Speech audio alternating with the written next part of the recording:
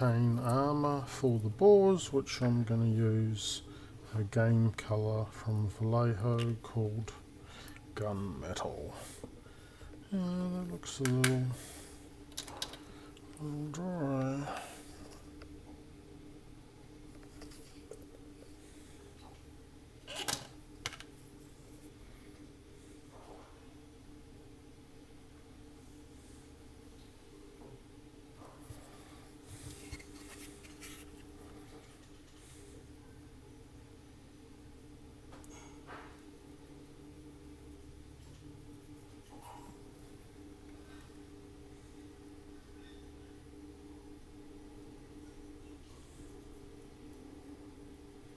Using the medium brush. A detail brush should take a lot longer, but obviously you want a little bit of control, so the perfect medium between the two.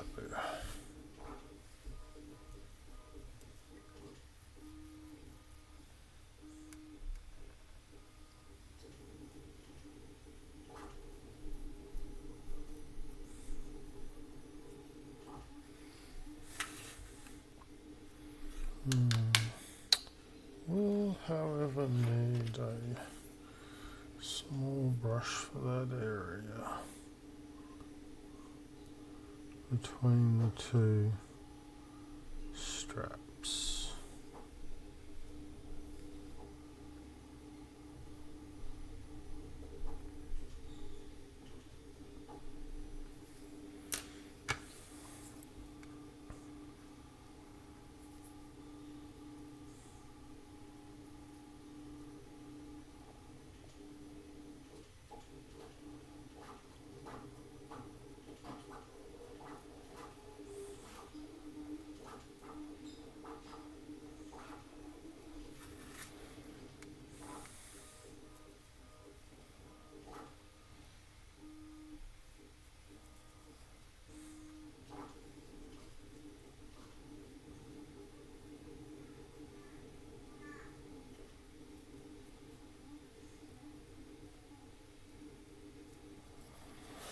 Yeah, quite happy with that. I mean, it's still a metallic, obviously, but it's just a bit lighter than the chainmail colour that is a bit more on the silver sort of side.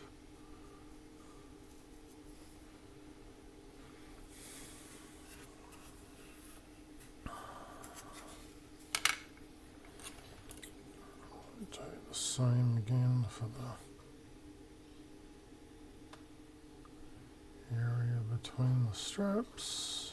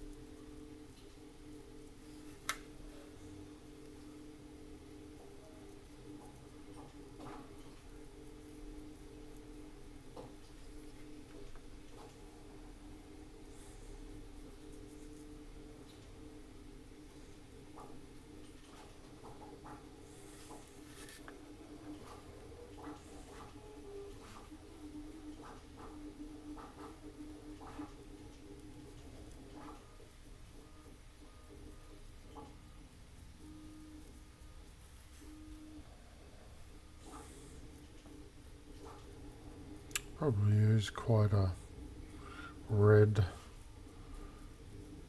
brown for the leather straps. I'll add a bit of red to it, which I don't think much of the rest of the model has red in it, so that should give it a nice bit of contrast.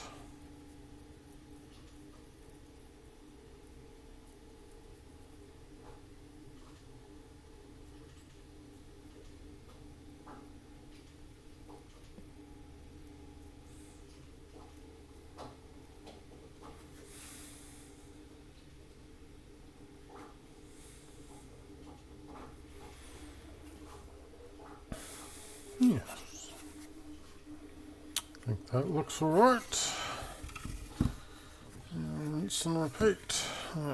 Give myself a bit more.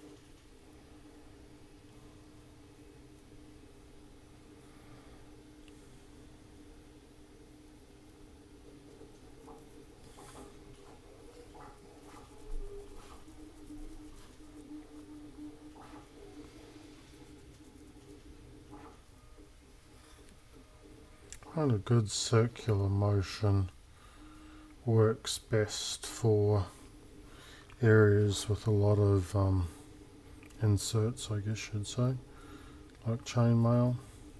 Just trying to paint it in one direction doesn't necessarily get the paint into the nooks and crannies, whereas a circular motion does tend to do a better job of that.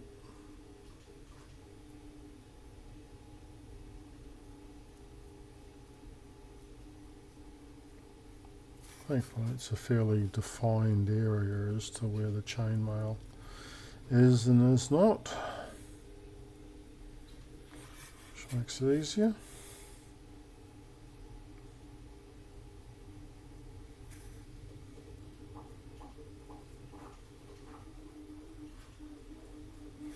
I continue to be impressed on how easy it is to hold models with MDF as opposed to like the pinned goblin model where my hand was literally starting to cramp up a bit trying to hold it in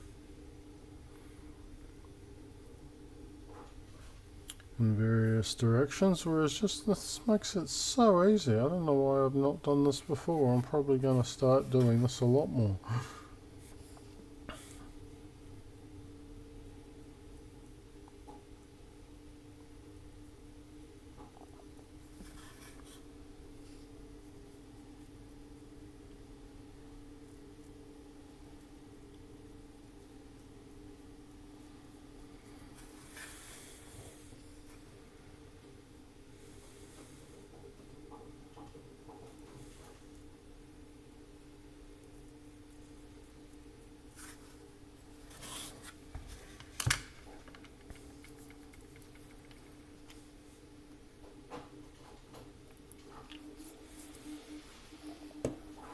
I know some people are big fans of spray painting, not only the detail painting but the priming. Like I had one person I was having a chat to talk about how much more detail you get with the spray painting when you're doing the prime, like doing prime coats, but I kind of find the opposite. Like I'm doing here with the chainmail, rubbing the brush in and circling around. I find that gets into the detail of a model far better than spray painting it. And if you're missing areas, then you're going over again with spray paint. I find that you also tend to do so much that you have like excess running paint, like it gets too much. So yeah, it just doesn't work for my style of model and painting, I guess. But yeah, I know that some people swear by it, but I've just never been impressed with the spray can stuff. I've never invested in like an actual spray paint kit, like the ones where you pour the paint into and use the little nozzle throttle to squirt it out. You know, I mean, I started painting a very long time ago. When I started painting, I was just using brushes, and I've stuck to that. But I have bought the cans with like primer to prime models that way, and I'm just not a fan of the coverage. I like, this is a perfect example of a model where I think doing a brush and pushing it into the texture of it gives you a far better end result. And that is the chainmail. Alrighty. Okay, so we're doing the black skin of the bores. So I've already gone around with a medium brush and done, like the bulk of the area for the skin. Now I'm just going to go and do the detail parts around the face predominantly and the straps. So just, thought I'd record this part of it rather than the whole lot of painting the bore black.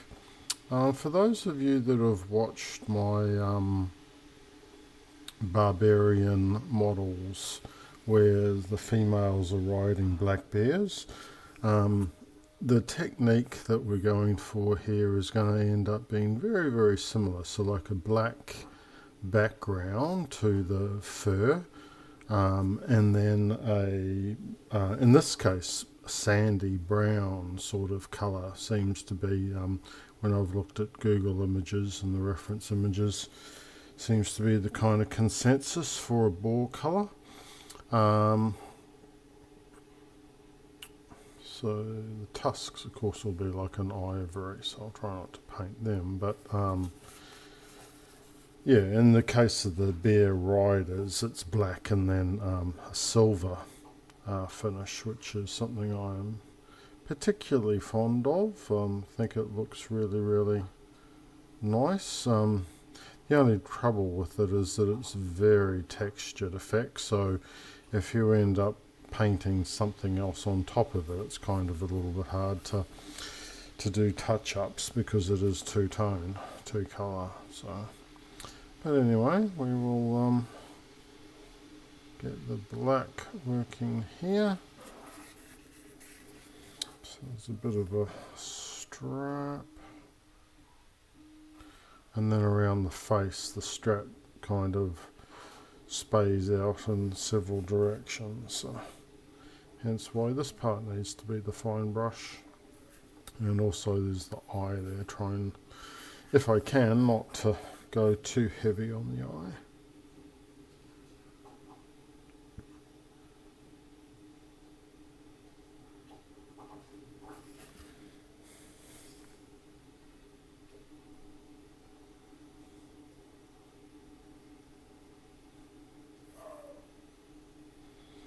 But yeah, I really do like the final effect of that for fur especially. I think it ends up looking really, really good. So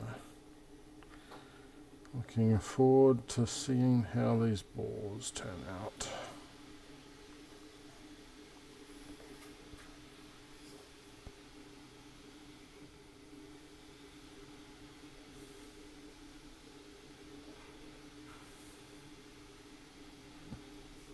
And then these straps will be a kind of red leather. appropriate colour. I'll have a look at my book and see what colour I've used for like some of the barbarian riders. I'll probably try and, because it is a Might of Maledict design as well, so it's the same design as the barbarian riders, so trying to keep the theme going a bit, I will try and use the same leather strap colour to match.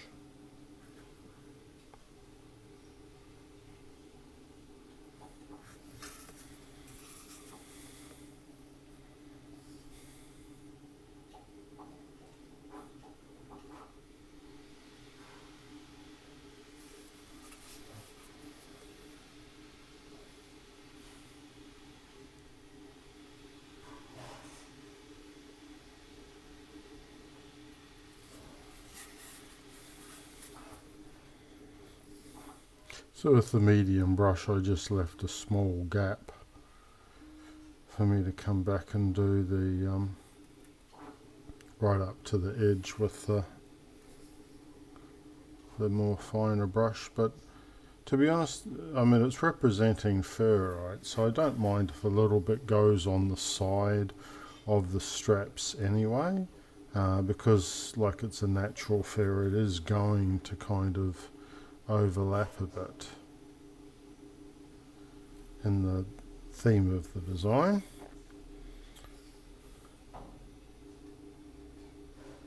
But with the dry brushing, it is a little bit harder to be precise with the overlap as to where that goes. So the plan is to do the dry brushing here, for example, with the sandy brown colour, whichever one I end up choosing, and then if it goes over the straps, it's not such a big deal, because then I'll be painting the straps in their final colour. So that's why I haven't on purpose painted the straps yet, because I'll try and do the fur technique and then just leave the straps till that's done, and then get nice clean straps.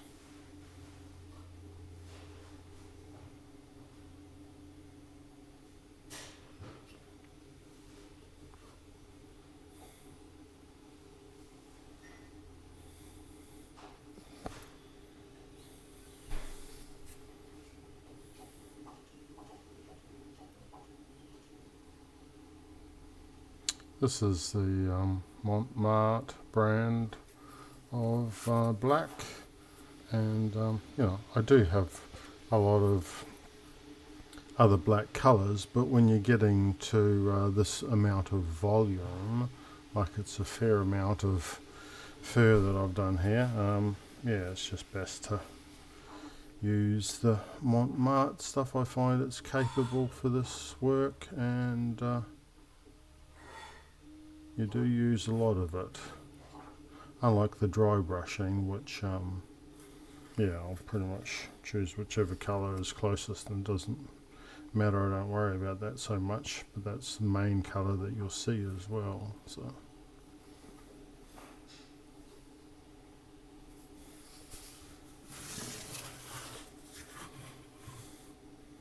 this one goes up. No, I don't think there's that strap, that's just like mouth line. I was wondering if there was something there, but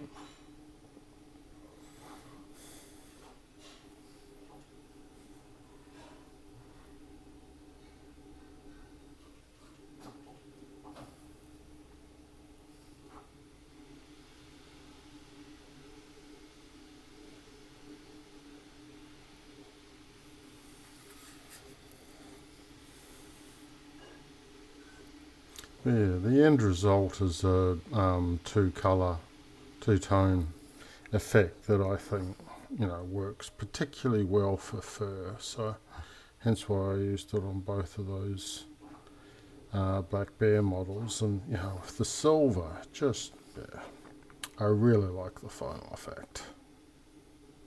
Won't be using silver here.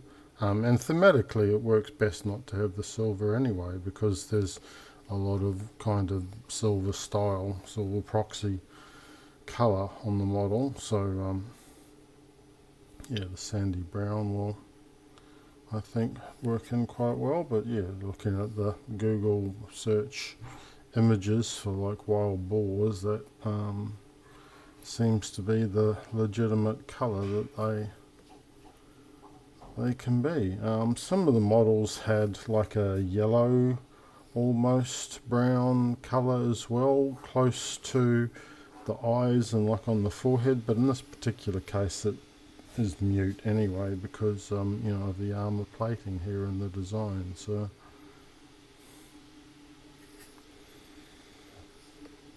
I do not need to worry about that.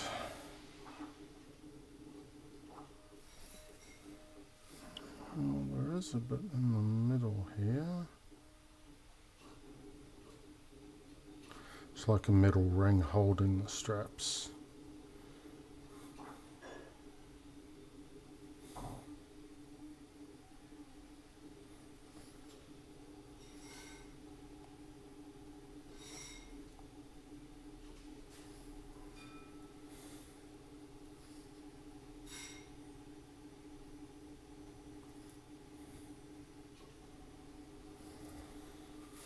Managed to do a pretty good job, I think, around the eye, so that's cool. I mean, I'll be adding white paint there before I do the final eye colour anyway, but you know, obviously white on black doesn't work quite so well. So if you get black over the area, it's not the end of the world, but it just means you're going to have to go over it 2 or 3 times. Now, look at that, see, I did.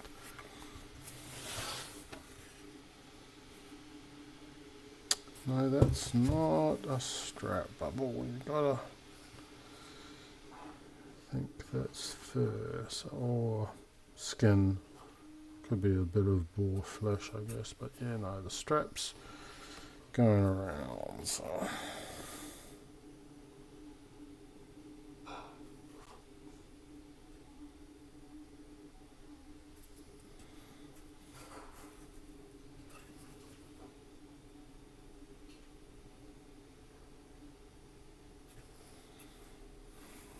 Okay, that is all right. A little bit there. Oh, a couple of little bits, tiny little bits right on the underneath that you're never going to see on the final model anyway, because these 2 balls are really, really close with that bridge, would you call it? I'm not sure what they call it. Not 100% sure on, kind of like a yoke, maybe they'd call it, I guess. So like on the final results, you're not going to see 2 sides of the ball anyway. You're only going to see the outsides and the top and that. But one of the reasons why I wanted to mount them and paint them separately is so that I could actually get them looking somewhat decent, because if I had printed them on the base, like, it would be virtually impossible for me to paint anything on the inside. It would just be a nightmare. So in this particular case, I just figured that having them all separate was going to work and be a lot more practical.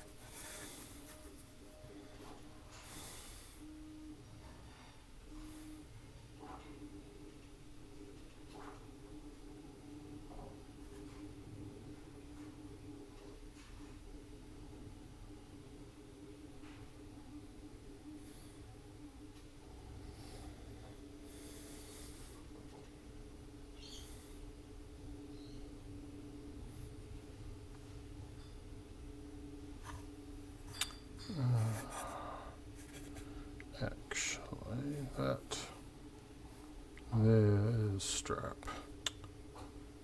Oh.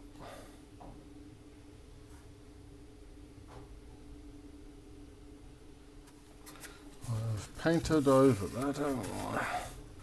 Yes, no, that part there.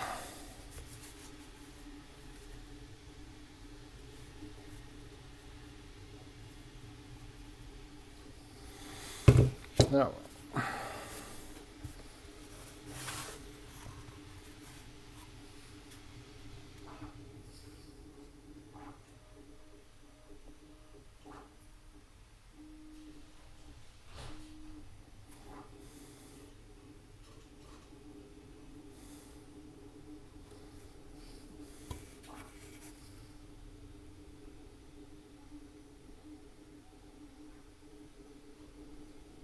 I have to do some research on the nose. I'm sure I'll end up doing something color-wise slightly different with the snouts. So probably have a, I'm guessing, like a little bit more reddy pinky sort of color there, but for now the black can go over it, it's fine.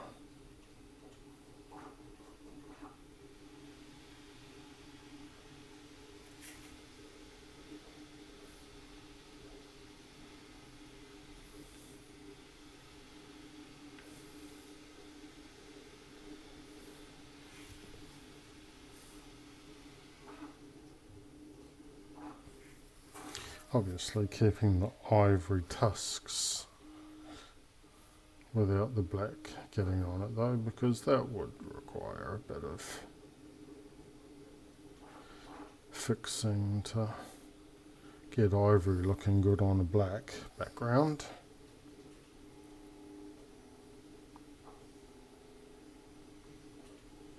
Does seem like the design is a little bit more flesh than fur there, so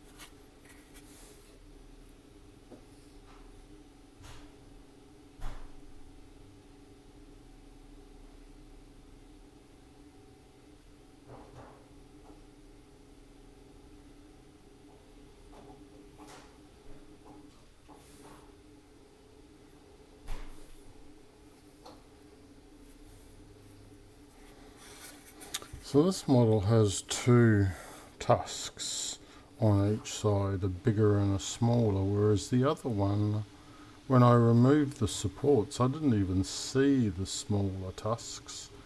They just came off. I'm quite sure in the design it probably has two as well, because even though they were separate models, the design of them was very, very close. It's mainly just the leg positioning that's different.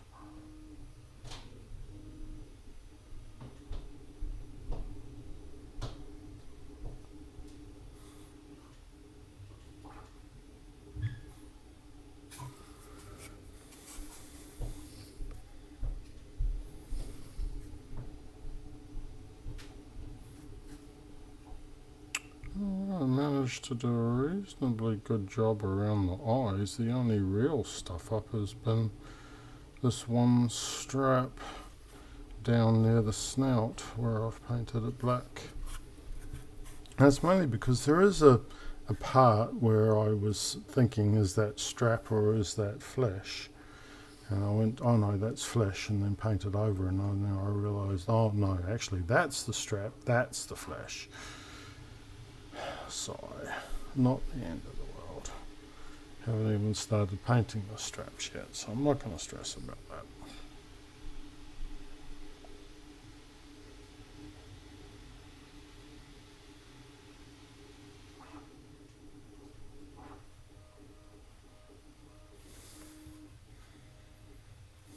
Maybe just not enough black.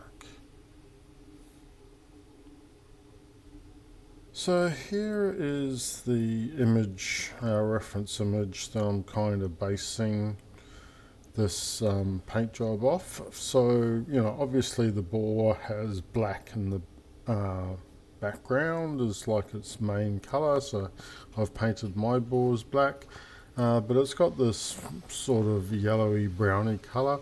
I think the closest approximate that I have is this AK dark flesh that's, you know, got the bit of yellow, the bit of brown. So yeah, that's what we are going to be running with.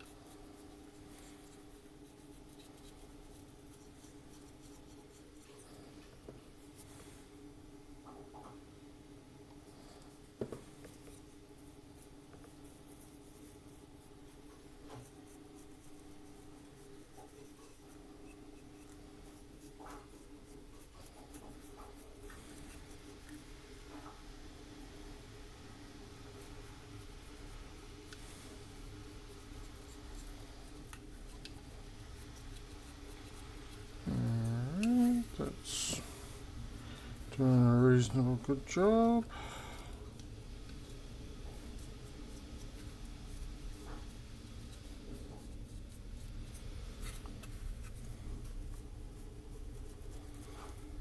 It's that kind of two tones, two colours that you want to end up with. So yeah, recesses are all the black, and all your highlight edges are picking up the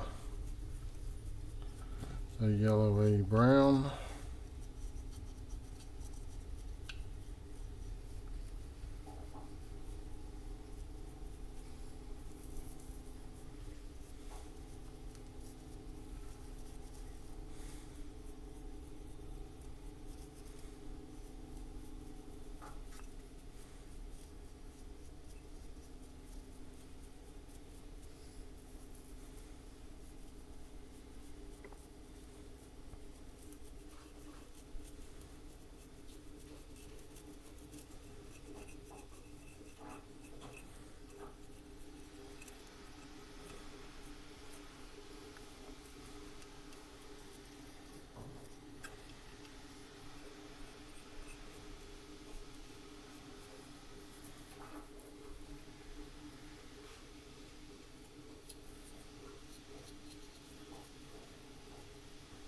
Kind of a bit harder on the small areas, but do the best we can.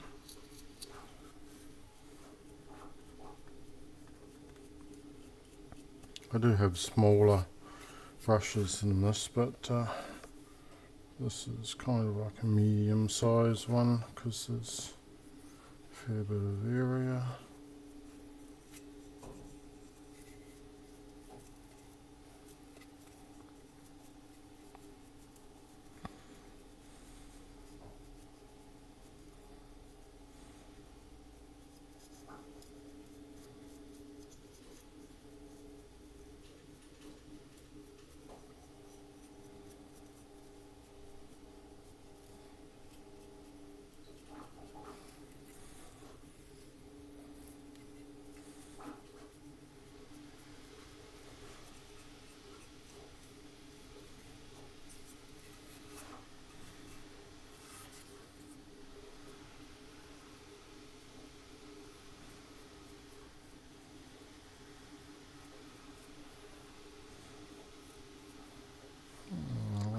bit strong there for some reason. Odd. Just that one little area of it.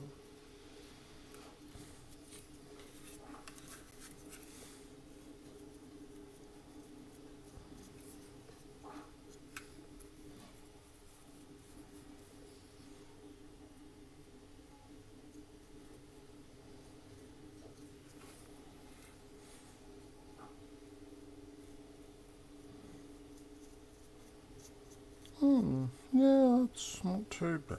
It's the effect that we want.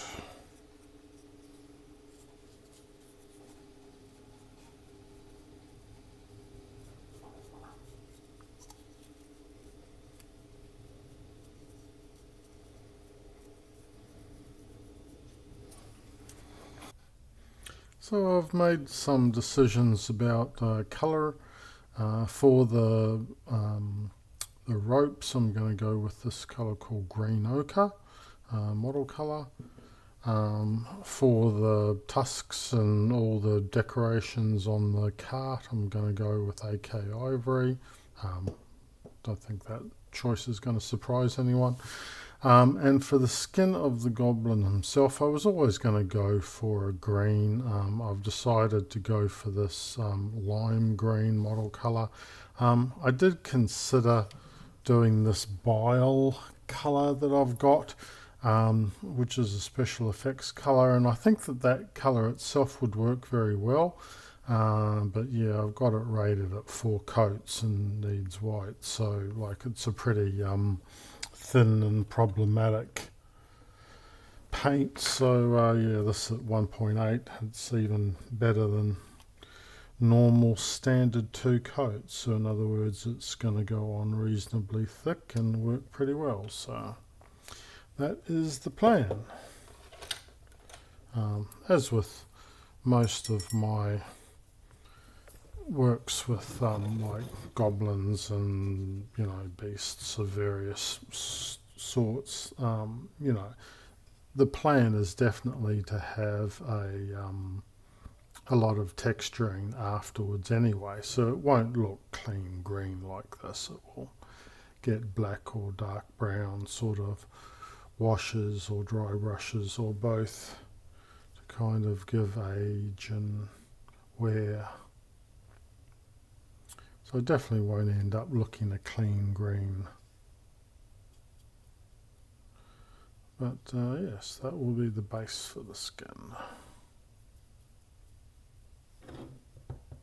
The boars are nearly completed, so that's nice to have one part of it nearly done. I guess I can take it off that.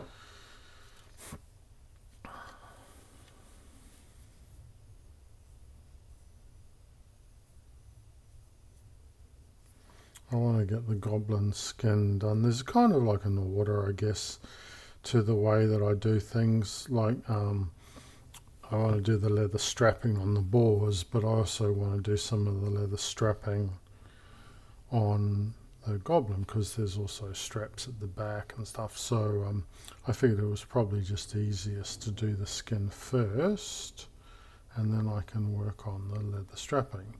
And it's also the same way that for the ivory, the boars is super easy. It's just tusks at the front. But for me to get onto the rope colour, I want to do the white first, and then the rope. It's just going to be easier to paint it in that kind of order. So you want to kind of structure the colours that you do in a sensible sort of structure or order, so that it makes your life easier, rather than trying to like paint a skin around the strap. It's just easier to paint the skin first and then paint the strap, for example. And definitely with these ropes, it's going to be much easier to do the skin first and then the rope.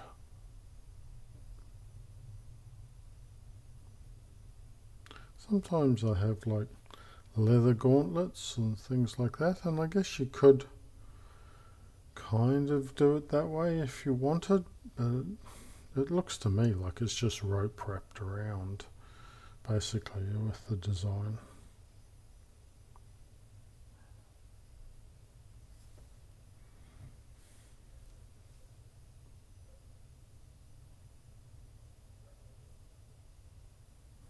I do quite like that bile colour for the skin tone of a goblin. I think it would work quite well, so I might even end up using that as well. I mean, that was when I was looking through the greens, that was my first reaction, was, oh, that bile colour would look good for a goblin skin. But maybe instead of doing multi-coats of it, I do a coat of this and then a coat of that and see how it works out. See how I feel.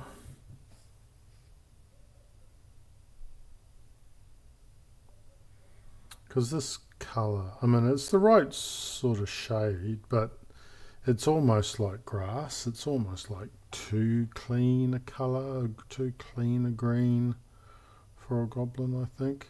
Not that I've painted a lot of goblins before.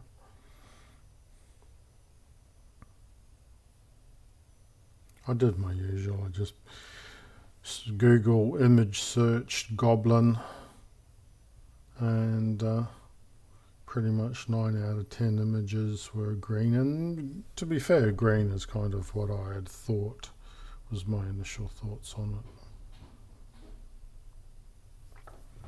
But it just kind of confirmed. So that's...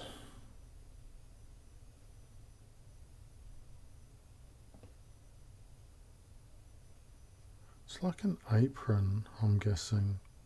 Although that does look like belly and skin. So how is that? Is that skin? Part of the problem with these sort of designs is when you buy these, they come as a digital mesh. So like a digital item which you can manipulate and scale and print and, you know, do all your good things with. But they don't come with any colour, so you don't really have any idea as to what the original designers were thinking when they were working on this. But I mean, that definitely looks like a belly button, and you don't have a belly button in your aprons or whatever, so it kind of looks to me like that is meant to be cloth, whereas this is meant to be skin. But it's all open to interpretation. And when you buy them, quite often they will come with image files, but the image files are all monotone as well. They're just like an image of what the various models are. So they're very, very rarely any help in working out things if you're not 100% sure. Like, is that skin or is that, you know, clothing? It's like, well, looking at what you've got from... typically for me it's MyMiniFactory. They're the ones that I mainly buy my Frontiers or Kickstarters, whatever you want to call them, from. Yeah, no, actually that green is pretty good. It's not too bad. I mean, once it was weathered and had effects put on it, then it would definitely look a lot better, but I could see this green being the final colour.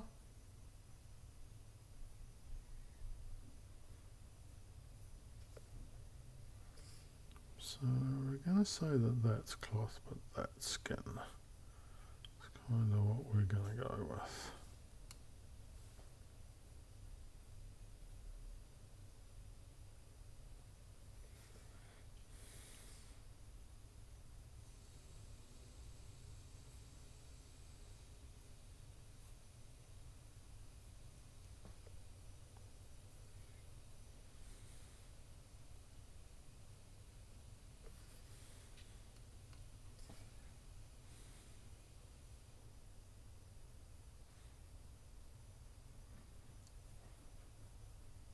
I've only done one coat on the bags, so definitely need at least a second coat, maybe even 2.5.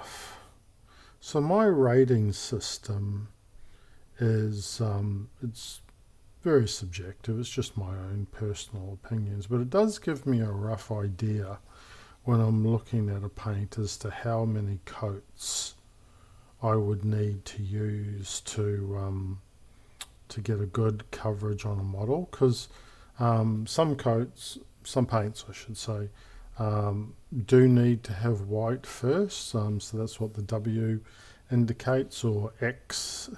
I just made this stuff up. It's all my own little system, but basically X is for things like translucency, so like really thin and really translucent, or fluoro style paints.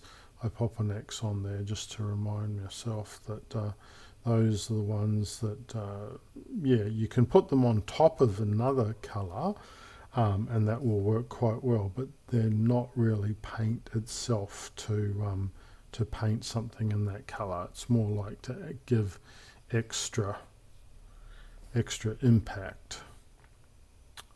That's the way you use the fluoro colours.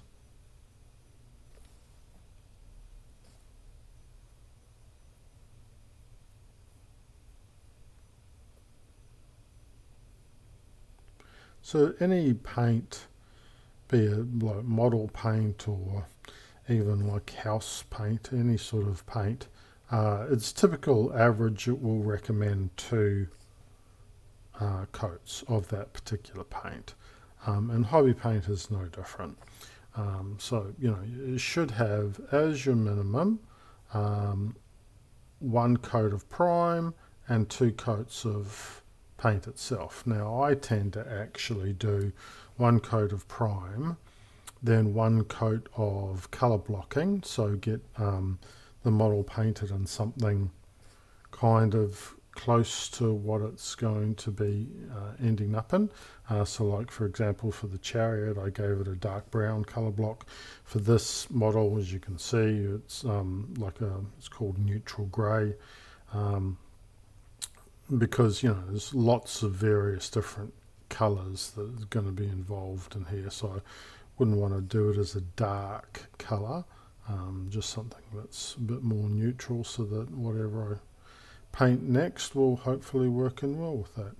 So that we're going to say is sash, as is that, but that's skin. Okay, does that make any sense for that to be skin?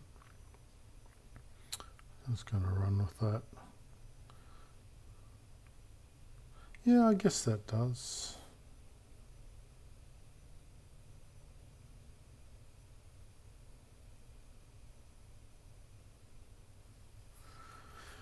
So if I label the paint as 2, that just basically means it's a normal paint. There's nothing wrong with having a rating of 2, but anything above 2 just gives me an indication that, look, if you use this paint, you're going to need to do additional coats, or quite often it just means additional preparation, aka like giving it a white coat first, or a colour block that's really close to the colour first, so that then it can do its couple of coats. And some paints are just so thin that 2 coats is never going to be enough. As a general rule, the darker the colour, so like your black in particular and your really dark browns, they don't need as much. Like some of them, like 1 coat plus touch-ups, which is what I would call a 1.5. That's just my rating system. So a 0.5 is like plus touch-ups needed. So like 2.5 is standard 2 coats plus some touch-ups, for example. But like blacks and dark browns and even some of the dark blues, like the heavier colours typically need less coats So you might get a 1.5, or some of them have even got a rating of 1, I think, like one coat pretty much does it. Whereas the other end of the spectrum, like going towards the white, the lighter the colour, like light yellows and all those sorts of colours, you may end up with a rating of 3 or 4 because you just need to use way more coats to get a decent coverage of that colour. So it's just something that I'm kind of mindful of when I get a new paint, like a new colour I haven't worked with before. I have my little process I go through. I add a mixer or agitator ball. Some people call them shaker balls. It mixes the paint, so I've always called them mixer balls, but you know, each to their own. If you want to call it an agitator or a shaker, it's all the same thing. You know, so when I get a new paint tub or paint, you know, whatever you want to call those, I think they're not sure of the technical name for that type of bottle, but anyway, I add an agitator ball or a mixer ball to it, and then I paint the caps. They don't come with the caps painted. It's just one of the things that I've always done. Like, it's my collection, I guess you could say, that you know, the paints are my collection. And even though, yes, you can see that the plastic you can see through and you can see the colour, A, paint settles, B, when you put it in a shelving, you can hide a lot of that. But C, for the most part, as you can see here, this lime green is a perfect example. The colour that it dries to, and this does have a varnish clear coat, is slightly different than what you see through the plastic. So yeah, so I paint the caps, and it's based off how the cap, I give it a prime coat first, it's primed, and then I paint the cap, and based off how the cap reacts is how I come up with my rating for the particular paint.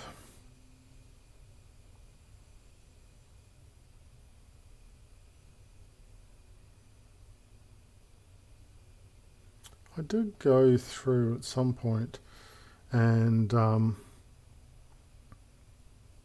label a lot of the paints as well, because similar, not so much for model colour, the name's up the top, but for a lot of them the name can be down lower, and I've had some issues there, unfortunately, especially with the blue. Like the black on red text seems fine, and even the green seems fine, but the black on blue has really not worked out well.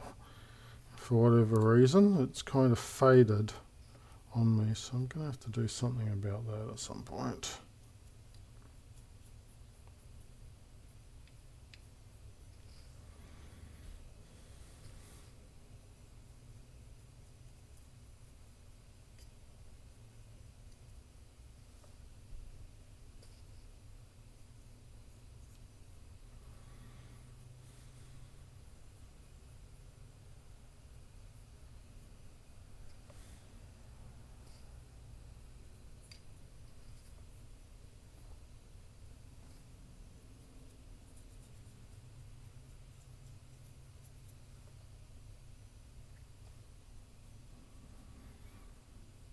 I hope I get this video up a lot easier than the last one. I kept on having computer problems when I was trying to load my last video of this Goblin Rider. I'm sure I had to load it or attempt to load it like 3 or 4 times. Kept pausing on me, so I'm not sure what's happening there.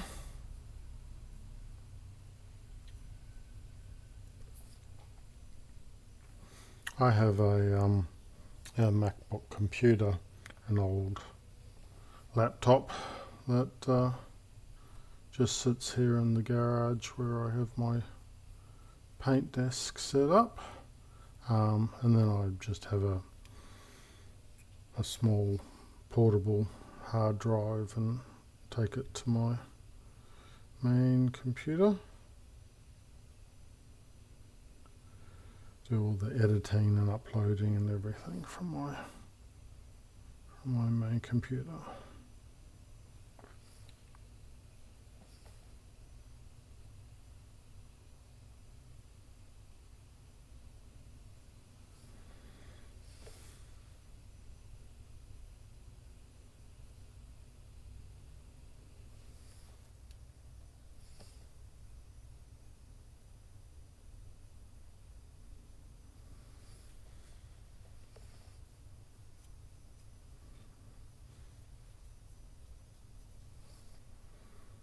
So actually I shouldn't need to do the bottom of the feet. Maybe a bit where it's raised, I guess. Because it's kind of hidden, the feet are somewhat hidden in the cart.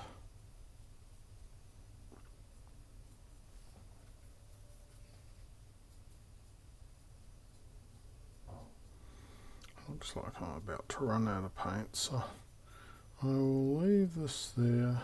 Okay, so we're going to work on the ivory bones today. Tusks for the boars and the skulls and the decorations on the cart.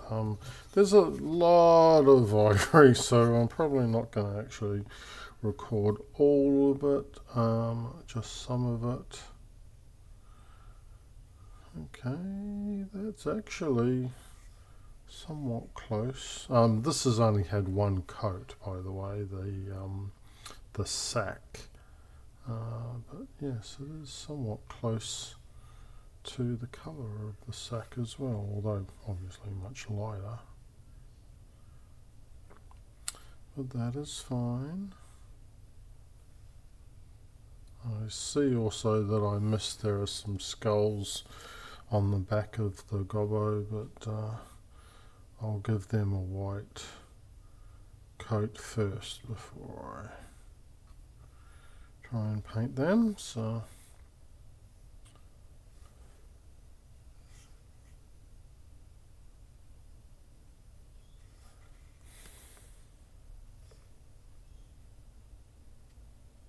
yes, that's okay.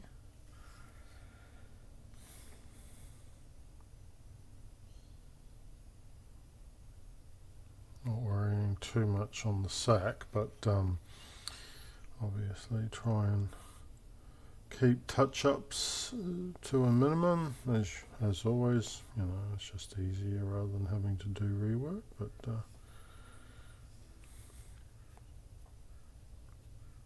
as with the whole model, like this white looks far too clean now, but right at the end, once the detail painting's done, I'll give it a bit of a dry brush to dirten everything up and show wear, so that should make these parts a lot less bright.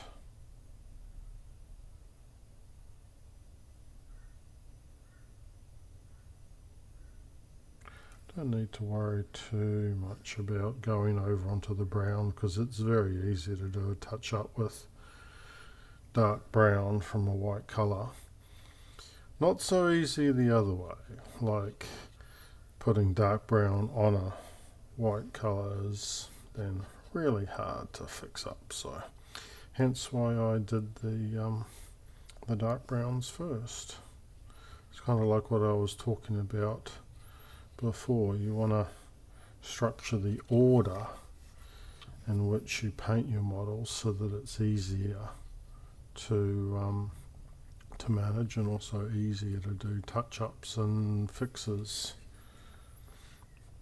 Because going in the other direction, like painting the white first and then trying to do your bone colours next, you can still do it, it's fine, but if you make any mistakes or go over a line, well, it's a lot harder, a lot more effort to fix it.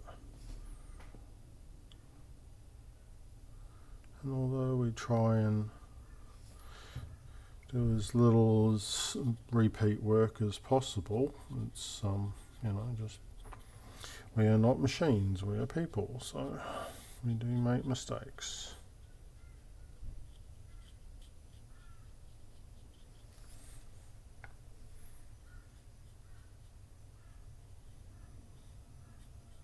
Almost like a cream colour, or at least that's the way it goes on wet. Paints do have a tendency to change a little bit when they're dry.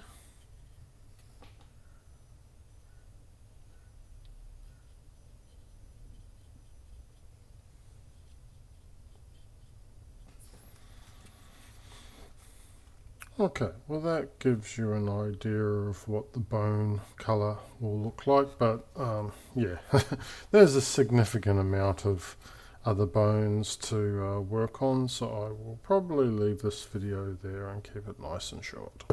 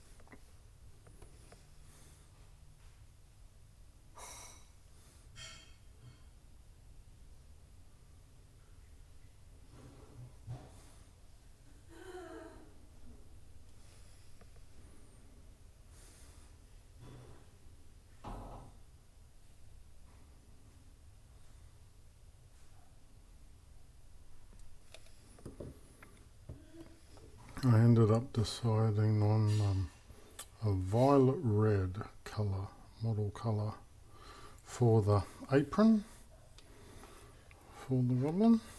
I think it turned out quite well. So this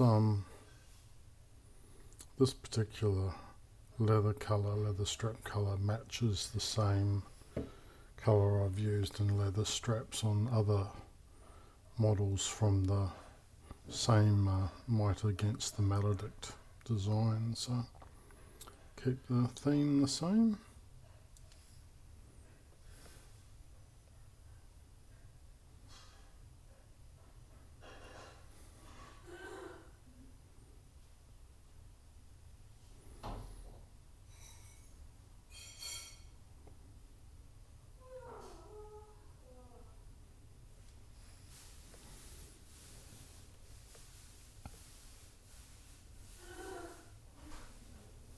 Haven't decided what colour I'm going to do the bedroll yet.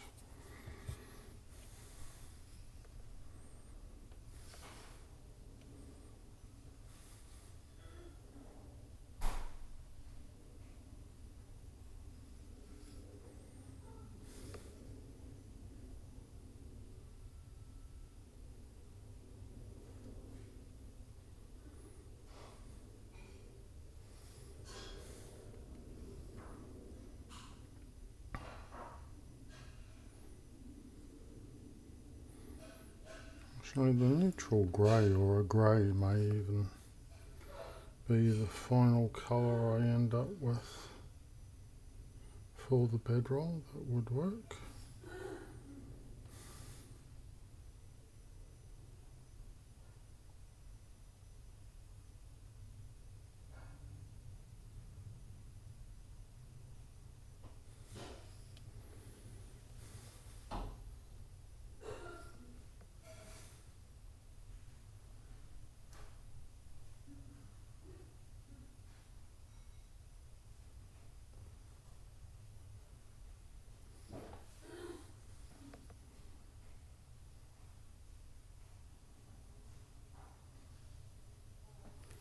I do have the Indiana Jones model above me. It's all kind of glued together now, and I've done some filling and it's pretty much good to go.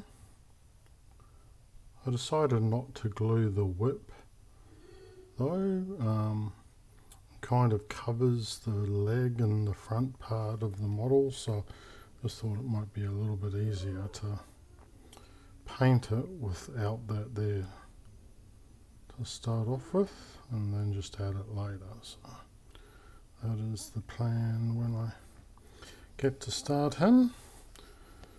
Growing up, he was one of the characters I've always liked. Indiana Jones, loved the movies.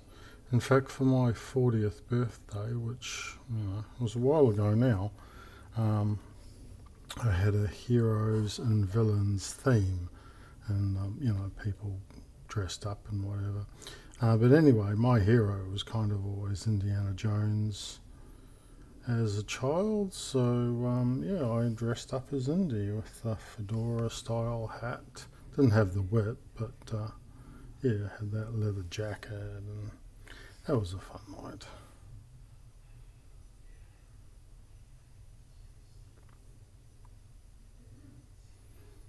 The rumour or the story is, not that I was there, was that the first person who turned up for that event turned up in a Batman suit, and apparently, as the story goes, there were children in the restaurant and they saw him and they thought he must be, like part of a show or something, and they yelled out, "It's Batman!" Not sure whether that actually happened or not, can neither confirm nor deny because I wasn't there, but it's a good story.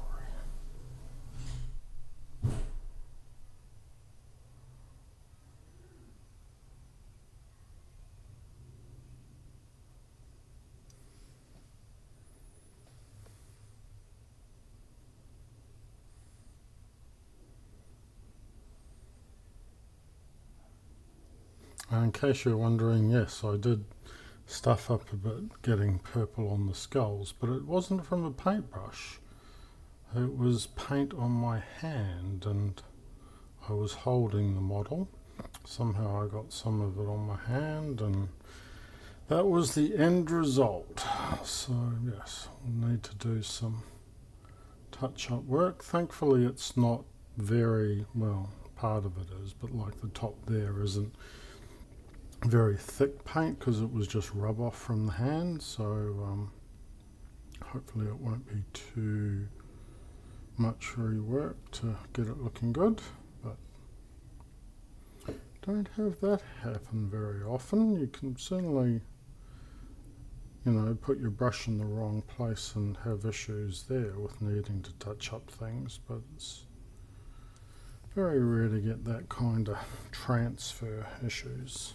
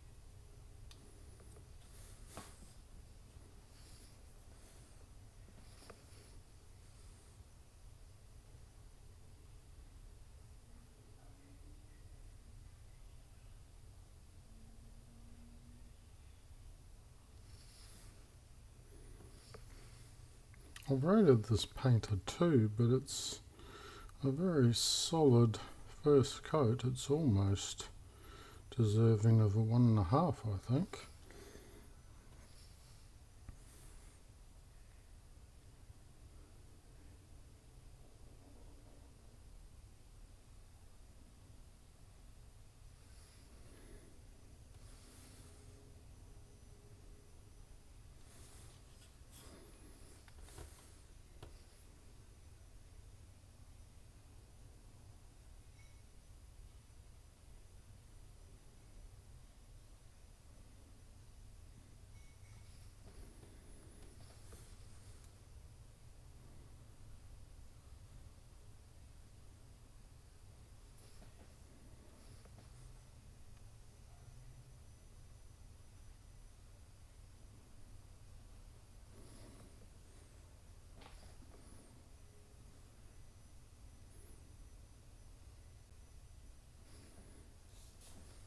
Colour does hide some blemishes in the 3D printing. Like, for whatever reason, these two straps are quite different in quality. Like, the one on the left has little markings from the original design, whereas the one on the right obviously had a support that was a bit too closely attached to it, and when you remove the support sometimes it kind of damages the quality of the print, so there's some roughness there. But that kind of natural effect, I always just tend to go with it and just keep it there. Like, who's to say that he didn't scrape the bottom of that you know, at some point when he was about his business. So yeah, rather than like trying to get some putty and smooth it out or anything like that, I'll just accept it and go,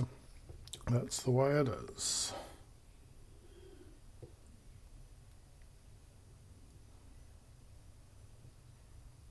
So I think I'll finish up this video with the rope.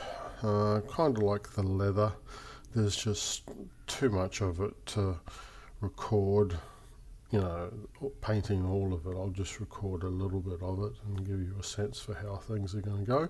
I've chosen this green ochre colour because it's pretty close to like the twine and rope that I actually use myself, so I thought, you know, go with what you know and go with something close to an actual product that you have. So I do think the leather straps turned out pretty good on the balls, so I'm quite happy with how that came along.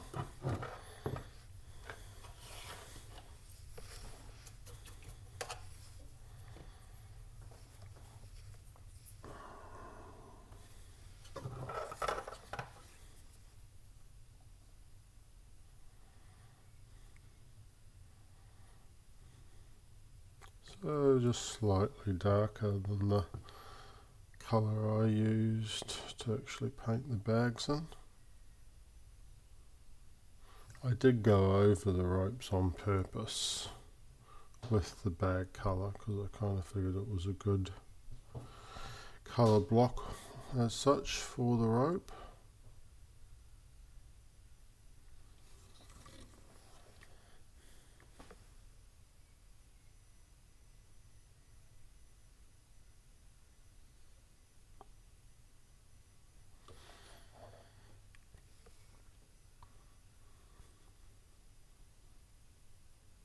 Once I finish the detail painting, I will put the Goblin Rider in place before I do any dry brushes or washes.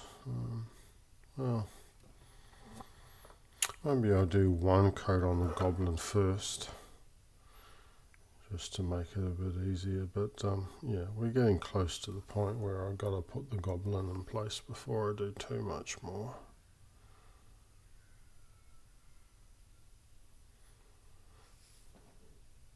Of course, there's a whole section on the front of the Goblin which you probably won't actually see unless you're looking right down, because the front part of their body is hidden by the chariot. But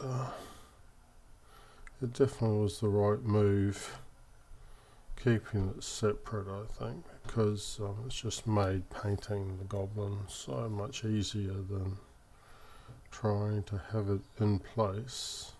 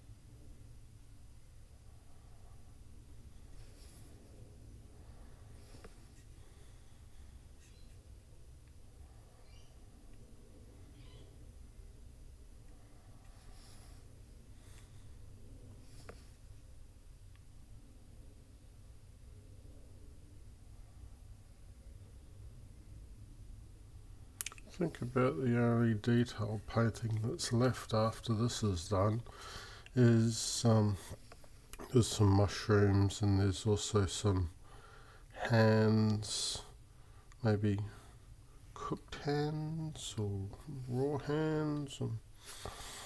Obviously he's going to eat them, but has he already cooked them? That's a good question, because if they're like, cooked hands, I'd make them like a rosy pinky red.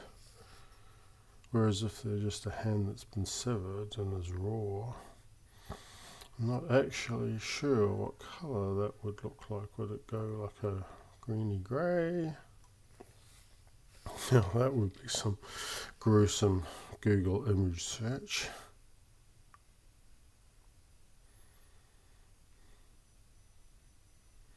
Thankfully, I don't work in a profession where I actually know the answer to a question like that.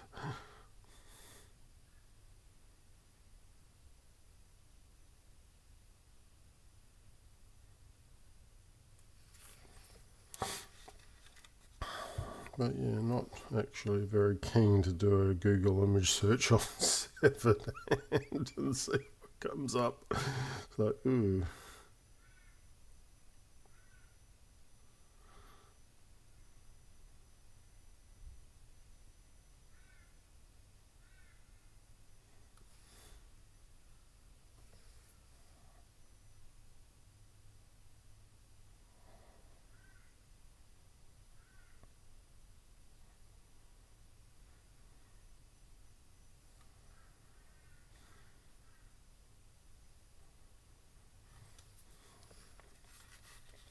May even try and do some two-tone kind of effect with the mushroom tops, because I don't think that they're usually just like one colour. They quite often like have patterns and stuff on it. So I will definitely Google search big mushrooms and try and make them a little bit more interesting.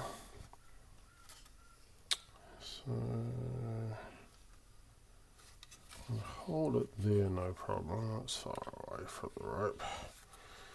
You always just got to think of how you're going to hold it before you start getting into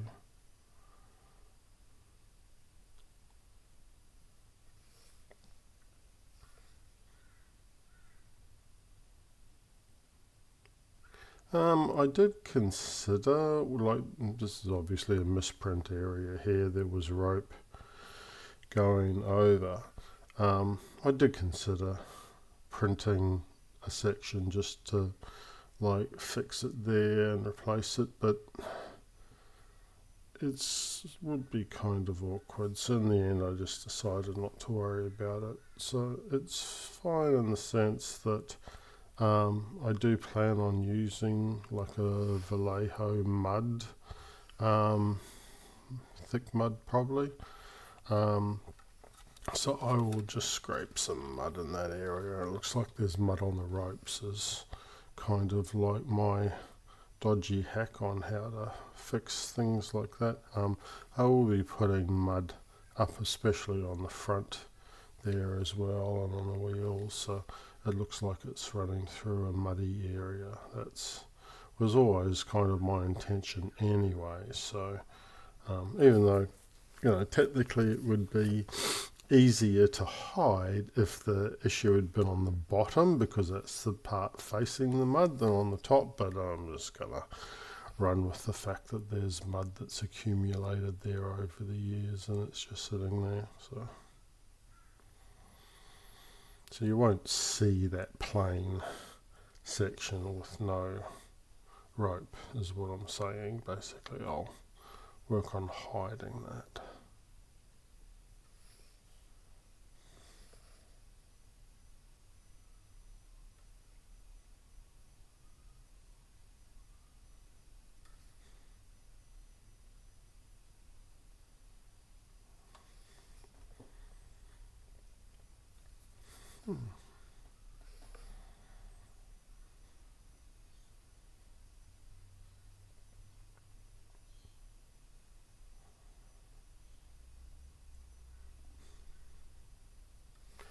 Having the dark brown background on this rope certainly makes it pop, probably more so than you want, like not really wanting to highlight rope, but that's alright.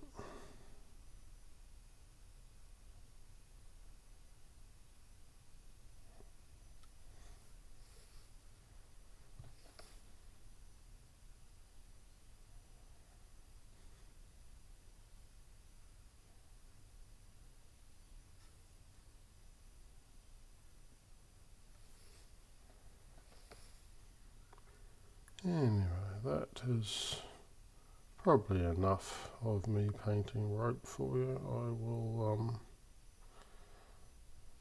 will finish up the video there. And okay, so here is a update shot on how things are going. Detail painting is pretty much finished on the bore. We're really getting there. Just spent about 3 hours working on the rope. Particularly happy with the stitching on the bag. Think that's worked out really well. But there was just so much stitching on the arm and on the legs. It took a long time. Well, also a lot of rope on the chariot as well, including holding the skull and bones together. So it's coming along nicely, but there is still detail painting to do, and I haven't even looked at the food and the hands in his backpack. So yes, and then there'll be touch-ups, so yeah, still a ways to go.